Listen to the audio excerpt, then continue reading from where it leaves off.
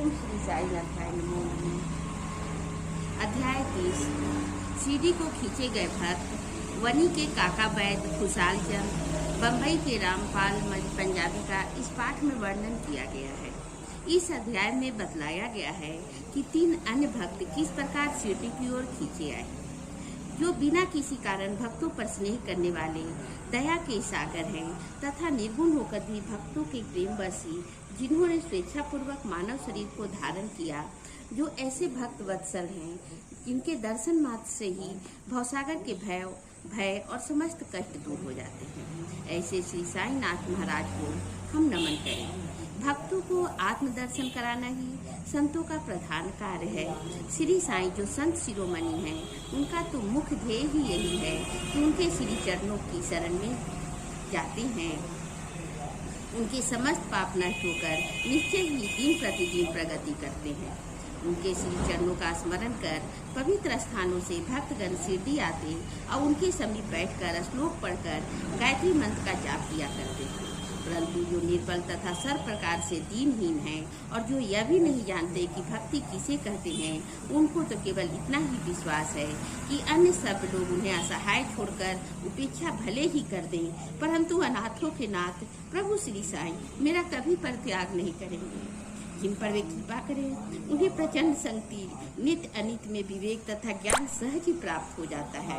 वे अपने भक्तों की इच्छाएं जानकर उन्हें पूर्ण किया करते हैं, इसलिए भक्तों को मनोवांछित फल की प्राप्ति हो जाया करती है।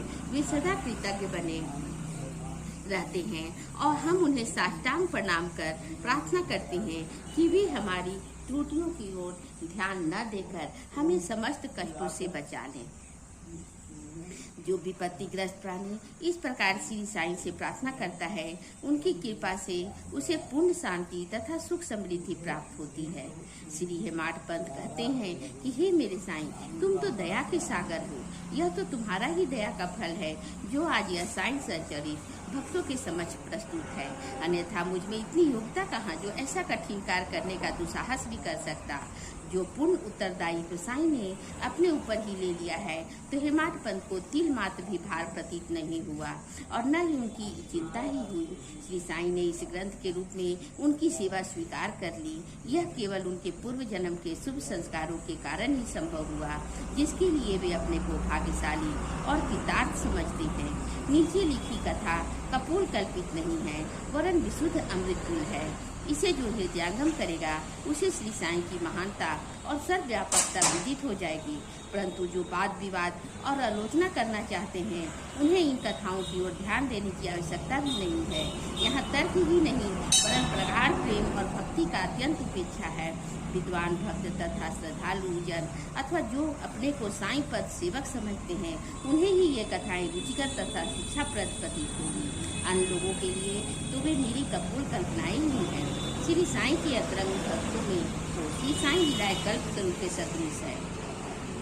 श्री साईं लीला रूपी अमृत पान करने से अज्ञानी जीवों का ज्ञान, गृहस्थाश्रमियों को संतोष, मोह तथा मुमुक्षुओं को उच्च साधना प्राप्त होता है, साधन प्राप्त होता है। अब हम इस अध्याय के मूल कथा पर आते हैं।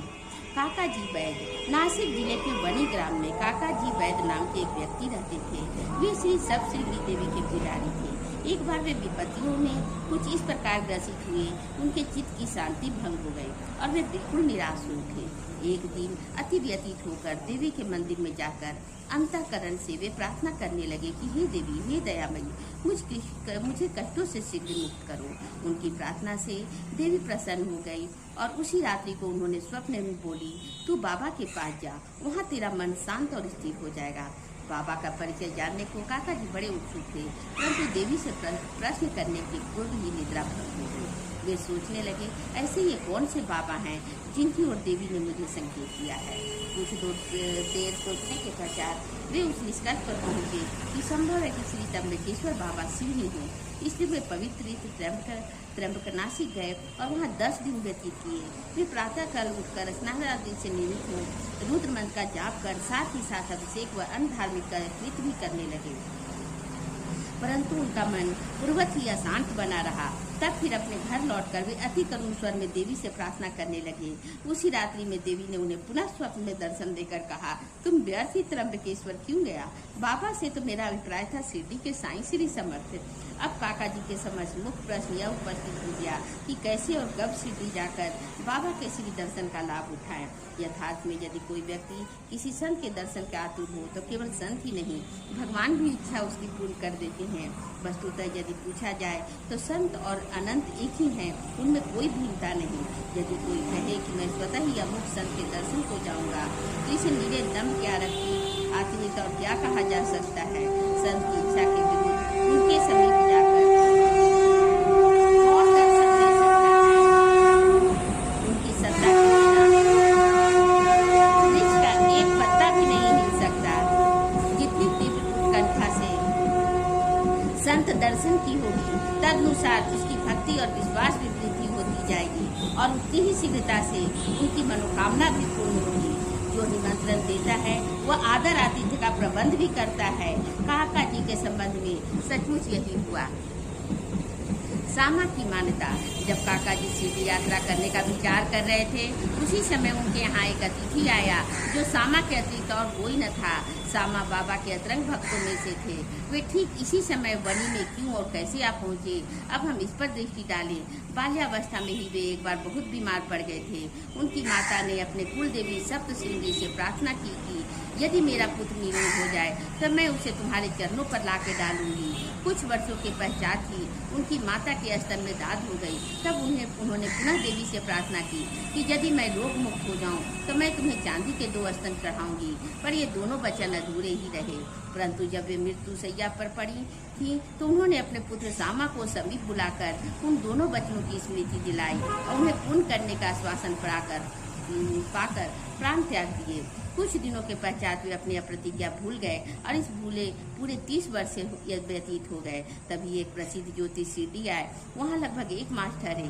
श्रीमान बूटी साहब और अन्य लोगों को बतलाई उनकी सभी भविष्यवाणियां प्रायः सही निकली, जिनसे सबको पूर्ण संतोष था। सामा के लघु भ्राता बापा जी ने भी उनसे कुछ प्रश्न पूछे। तब ज्योतिषी ने बताया कि तुम्हारे ज्येष्ठ भ्राता ने अपने माता को मृत्यु शैया पर जो वचन दिए थे उनके तो अब तक पूर्ण न किए जाने के कारण देवी असंतुष्ट होकर उन्हें कष्ट पहुंचा रही हैं। ज्योतिषी की बात सुनकर सामा को न पूर्ण वचनों की स्मृति हो आई।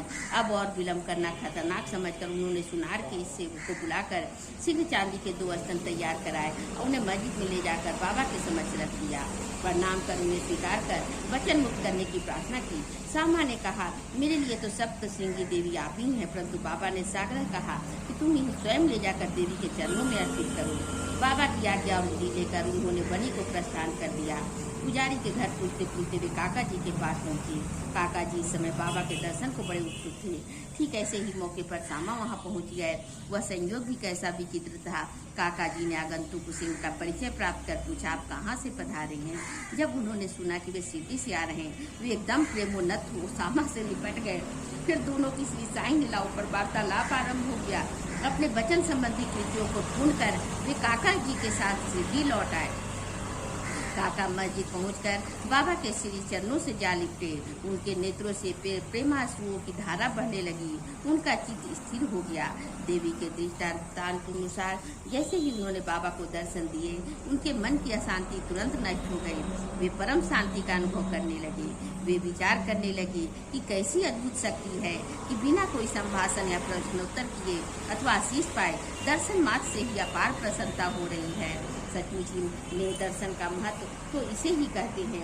उनकी कृषित नेत्र साईं के चरणों पर स्थिर हो गए और वे अपनी जीवा से एक शब्द भी न बोल सके। बाबा की अन्य लीलाएं सुनकर उन्हें अपार आनंद हुआ। वे पूर्णतः बाबा के शरणागत हो गए। जब चिंताओं और कष्टों को भूलकर वे परम आनंदित हुए। उन्होंने वहां सुखपूर्वक 12 दिन व्यतीत किए। फिर बाबा की आज्ञा आशीर्वाद तथा उदी प्राप्त कर अपने घर लौट गए। खुशहाल चंद लाहटा निवासी। ऐसा कहते हैं कि प्रातः बेला में जो स्वप्न आता है वह बहुत जागृतावस्था में सत निकलता है। ठीक ऐसा ही व्यतीत होता होगा, परंतु बाबा के संबंध में सबका समय ऐसा कोई प्रतिबंध नहीं था। ऐसा ही एक उदाहरण प्रस्तुत है। बाबा ने एक दिन तृतीय पहर में काका साहब को तांगा लेकर राहता से खुशहाल चंद को लाने के लिए भेजा, क्योंकि खुशहाल चंद तो उनकी कई दिनों से भेंट न हुई थी। राहता पहुंचकर काका साहब ने यह संदेश उन्हें सुना दिया। यह संदेश सुनकर उन्हें महान आश्चर्य हुआ और वे कहने लगे कि दोपहर का भोजन के उपरांत थोड़ी देर मुझे झपकी आ गई थी। तभी बाबा स्वप्न में आए और मुझे शीघ्र ही शिरडी आने को कहा, परंतु घोड़े का उचित प्रबंध न हो सकने के कारण मैंने अपने पुत्र को यह सूचना देने के लिए उनके पास भेजा था कि जब वह गांव की सीमा तक ही पहुंचा था, तभी आप सामने से तांगा में आते दिखे। वे दोनों तांगे में बैठकर शिरडी पहुंचे। बाबा से भेंट कर उन्हें बड़ी प्रसन्नता हुई। बाबा की यह लीला देख खुशहाल चंद गदगद हो गए। बम्बई के एक पंजाबी ब्राह्मण श्री रामलाल को बाबा ने स्वप्न में एक महंत के बेश में दर्शन देकर शिरडी आने को कहा। उन्हें नाम ग्राम कुछ भी पता न चल रहा था। उनको श्री दर्शन करने की तीव्र उत्कंठा तो थी, परंतु पता ठिकाना ज्ञात न होने के कारण बड़े असमंजस में पड़े हुए थे। जो आमंत्रण देता है वही आने का प्रबंध भी करता है। अंत में हुआ भी ऐसा ही। ये उसी दिन संध्या समय जब बाबा सड़क पर टहल रहे थे, उन्हें एक दुकान पर बाबा का चित्र टंगा देखा। स्वप्न में उन्हें जिस आकृति वाले महंत के दर्शन हुए थे, वे इस चित्र के ही सदृश थे। पूछताछ करने पर उन्हें ज्ञात हुआ कि ये तो चित्र शिरडी के श्री साईं समर्थ का है। तब उन्होंने शीघ्र ही शिरडी प्रस्थान कर दिया और जीवन पर्यंत शिरडी में ही निवास किया। इस प्रकार बाबा ने अपने भक्तों को अपने दर्शन के लिए शिरडी में बुलाया और उनके लौकिक तथा परलौकिक समस्त इच्छाएं पूरी की। श्री सद्गुरु साईनाथ अर्पणमस्तु। शुभम भवतु। ओम साईराम। ओम साईराम।